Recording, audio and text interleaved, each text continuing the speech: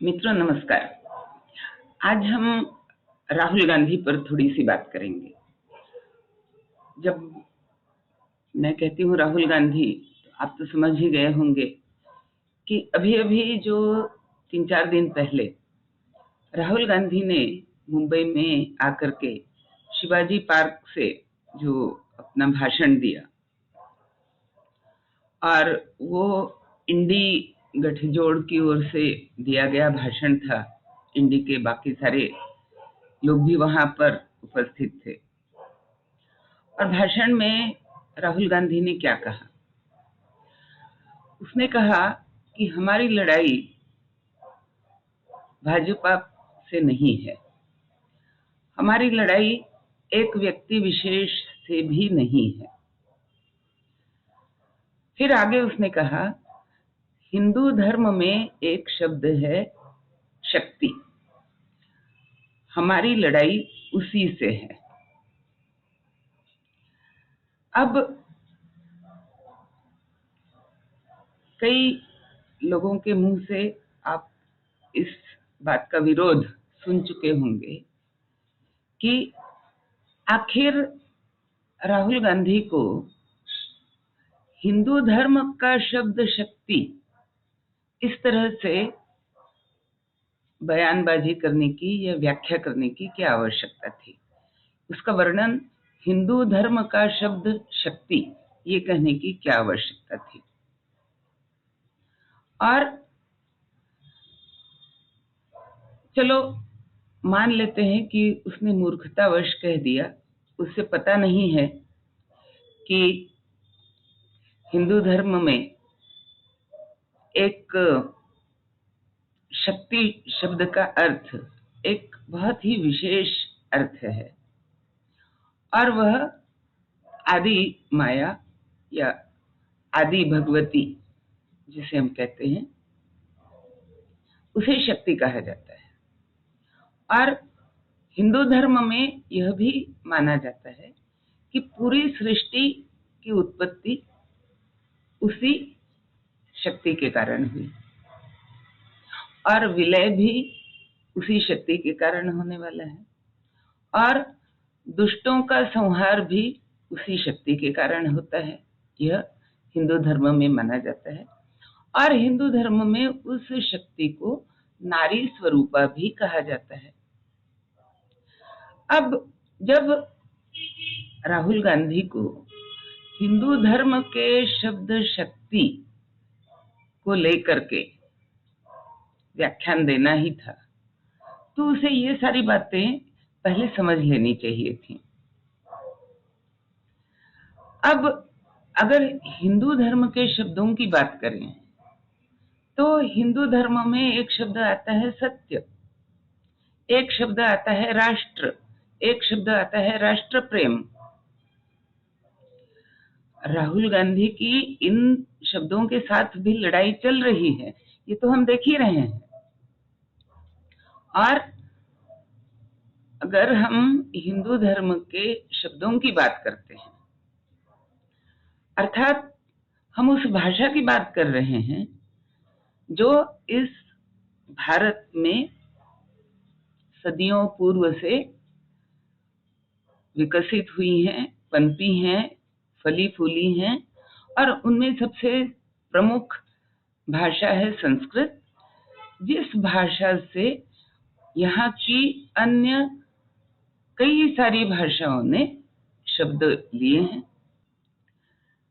तो एक तरह से यह जो सारी भारतीय भाषाओं का शब्द समुच्चय है, इन में से किस किस शब्द के साथ तुम लड़ाई करने वाले हो राहुल? उन्हीं भाषाओं का एक शब्द है राहुल, उन्हीं भाषाओं का शब्द है प्रियदर्शिनी, उन्हीं भाषाओं का शब्द है राजीव, उन्हीं भाषाओं का शब्द है इंदिरा। तुम्हें ना तो भाषा का ज्ञान है, ना धर्म का ज्ञान है, ना हिंदू का ज्ञान है। अच्छा चलो, अब आते हैं हिंदू पर। हिंदू धर्म में महाकालेश्वर मंदिर भी है, तुम वहां क्यों जाते हो? तो हिंदू धर्म में तो एक और भी शब्द है, असुर, जो हमें आज के तारीख में पिछले 15-20 दिनों से संदेश खाली में दिख रहा है, वह तुम्हें नहीं दिखता। और सुर, असुर, आसुरी शक्ति, यह जो दिग्विजय सिंह पूरी व्याख्या करते फिरे, उन्होंने, राहुल, तुम्हें नहीं समझाया कि कई मामलों में जनता तुम्हें ही आसुरी शक्ति का प्रदर्शन मानती है, तुम्हारी पार्टी को आसुरी शक्ति का प्रदर्शन मानती है। अब जो तुमने लंबी बयानबाजी देकर के यह बताने का प्रयास किया कि मेरे अर्थ को मोदी जी ने उल्टा दिया, पलटा दिया, और उन्होंने शक्ति को नारी शक्ति से जोड़ दिया, मातृशक्ति से जोड़ दिया, उन्होंने नहीं, पूरा हिंदू धर्म शक्ति को मातृशक्ति से जोड़ता है। ये तुम्हें समझ नहीं आई। और मोदी जी ने तो अपना क्रोध प्रकट कर ही दिया, अपना आक्रोश व्यक्त कर ही दिया, और कहा कि अगर कोई मातृशक्ति के साथ लड़ाई की बात करता है तो हम उसके साथ लड़ेंगे। मातृशक्ति की जो संकल्पना हिंदू धर्म में है, और राहुल ये भी समझ लो कि यह कल्पना, यह परिकल्पना विश्व के किसी भी अन्य सभ्यता में, किसी भी अन्य देश में, किसी भी अन्य मान्यता में नहीं है। नारियों का सम्मान तो सब जगह किया जाता है विश्व में, ये कह करके कि वो भी इंसान है। कई जगह तो वो भी नहीं माना जाता है, कहते हैं वो आधी इंसान है। लेकिन भारत ही एक ऐसा देश है जहां सम्मान से उठ करके हम शक्ति को अपने अस्तित्व का कारण मानते हैं। हमारा अस्तित्व उसके कारण आया है, उसने इच्छा व्यक्त की, उसने सृष्टि को चलाया, उसने सृष्टि को बनाया, इसलिए मेरा अस्तित्व है। और इसीलिए भले ही तुम्हें श्रद्धा ना हो, तुम्हारा भी अस्तित्व है। और वही मातृ स्वरूपा शक्ति दुष्टों का निर्दलन भी करना जानती है। तो यह जो शक्ति का प्राकट्य होता है समय समय पर, वह दुष्प्रवृत्तियों के नाश के लिए होता है। और तुम ये जो बड़ी लंबी चौड़ी व्याख्या करते फिर रहे हो कि मेरा अर्थ वह शक्ति है जिस शक्ति के माध्यम से मोदी जी ने किसी एक व्यक्ति को, यह जो शब्द तुमने छिपा लिया, अडानी को ये दे दिया, वो दे दिया, ये सुविधा दे दी, वो सुविधा दे दी, ये धन दौलत दे दी, वो धन दौलत दे दी, तो इसका अर्थ हुआ कि तुम उस व्यक्ति के साथ ही लड़ाई कर रहे हो ना। यह भी तुम्हें समझ आनी चाहिए कि पहले बोलते हो हमारी लड़ाई किसी एक व्यक्ति से नहीं है, लेकिन तुम्हारे एक्सप्लेनेशन में भी उसी व्यक्ति के साथ लड़ाई की बात दिख रही है। और उस व्यक्ति के साथ तुम पिछले 1 वर्ष से लड़ रहे हो, ये भी लोगों ने देख लिया है। और तुम्हारी पार्टी के लोग उसी व्यक्ति से सहायता ले रहे हैं, ये भी लोगों ने पिछले 1 वर्ष से देख लिया है। उसके साथ लड़ाई की बात खुल करके कहो ना। तुम उसकी शक्ति से लड़ने की बात कर रहे हो, उसकी शक्ति, और तुमने उसकी शक्ति नहीं कहा, या तुमने मोदी जी की शक्ति नहीं कहा, तुमने कहा हिंदू धर्म में शब्द है शक्ति। तो तुम हिंदू धर्म को बीच में क्यों ले आए? इसका कारण मैं समझाती हूं।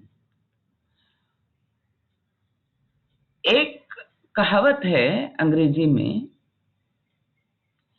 कि do not attribute to malice what can be attributed to foolishness.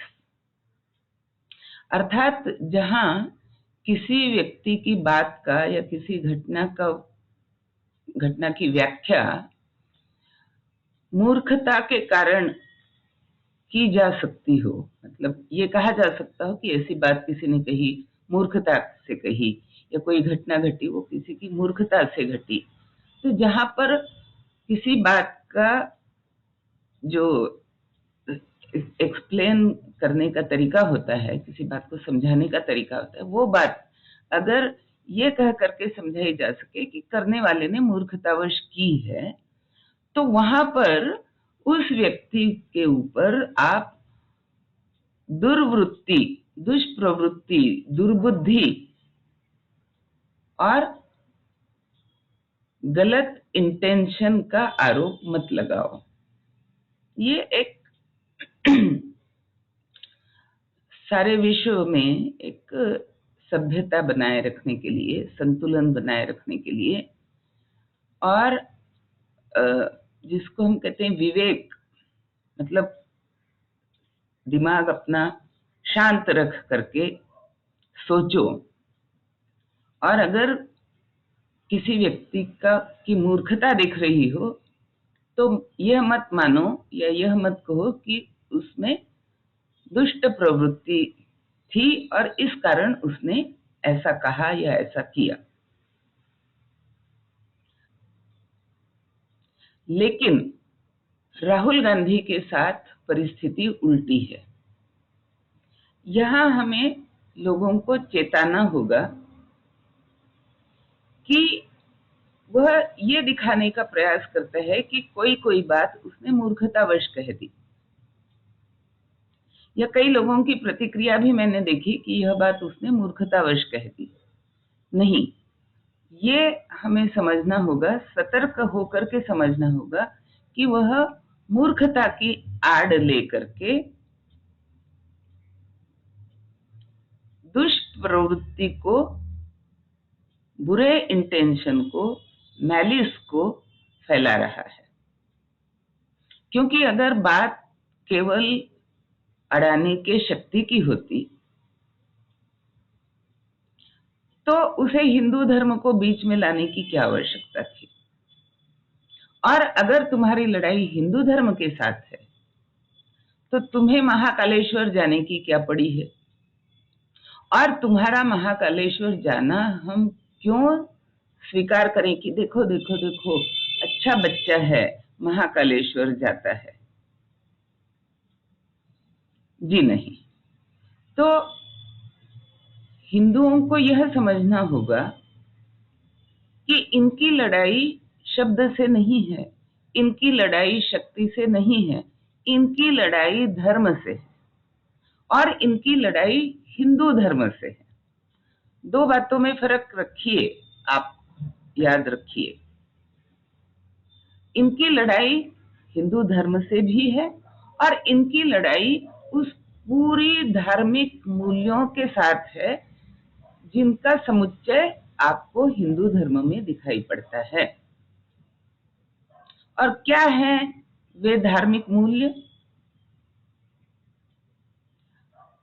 थोड़े से मैं गिना सकती हूं, जिसमें सत्य है, अहिंसा है, चोरी ना करना है, पराक्रम है, सद्बुद्धि है, विवेक है, धृति है, दान है, समत्व भाव है, बंधुता है, अभ्यास है, ज्ञान का प्रसार है, ज्ञान को बांटना है, मेधा है।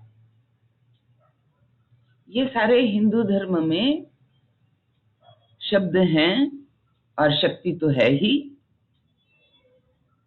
तो ये सारे धर्म मिलकर के हिंदुओं के धर्म की कल्पना की व्याख्या करते हैं। और जो ये कह रहा है कि हिंदू धर्म में ये है, वो है, ये है, वो है, और हमें उससे लड़ाई करनी है, वह पूरे हिंदू धर्म के साथ लड़ने को तत्पर है और उस लड़ाई में उसे पराजित करना है। इस बात को हिंदू धर्म के अवलंबियों ने याद रखना आवश्यक है। नमस्कार।